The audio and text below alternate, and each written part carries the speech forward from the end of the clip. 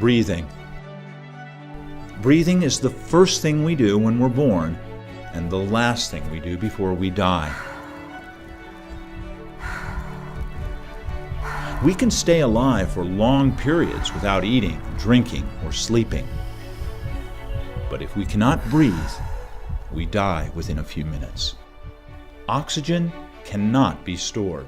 It must be replenished continuously and steadily. Once inhaled, the oxygen makes its way to the lungs and hitches a ride with the red blood cells. Oxygen gains access to the body's cells through an internal network of vessels.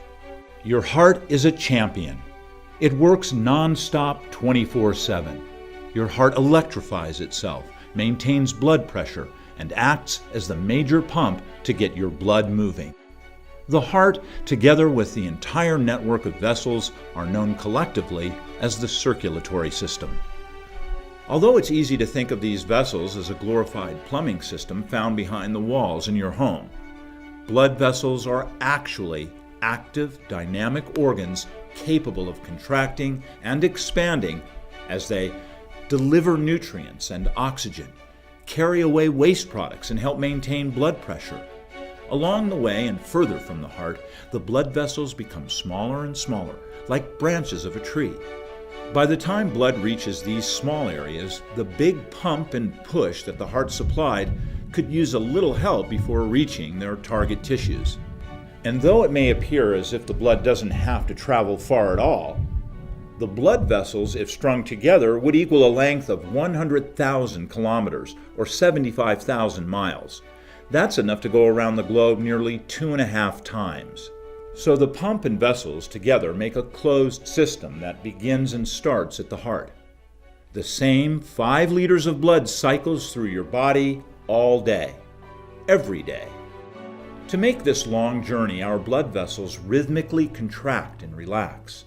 This greatly assists the delivery of oxygen and nutrient-rich blood to all organs and tissues. This vasodilation process is vital to normal functioning of our entire body.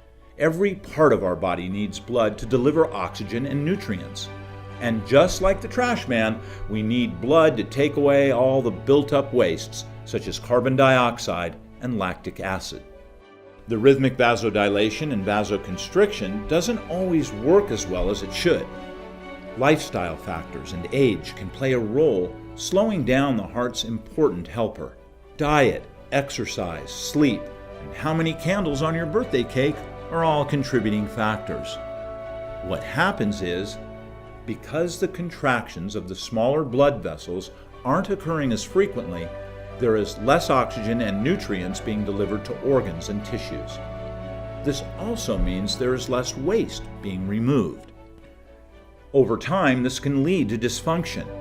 If the dysfunction accumulates for a long enough period, many cells and tissues become chronically stricken with waste buildup. In addition, these tissues are also forced to contend with prolonged lack of nutrition. You may start to notice this in a variety of ways, such as a lack of energy, poor fitness, and challenged sleep routines. Beamer therapy devices promote the foundation for health, and for more than 2 decades have been developing patented technology aimed at providing a non-invasive, non-chemical mechanism for the improvement of blood flow.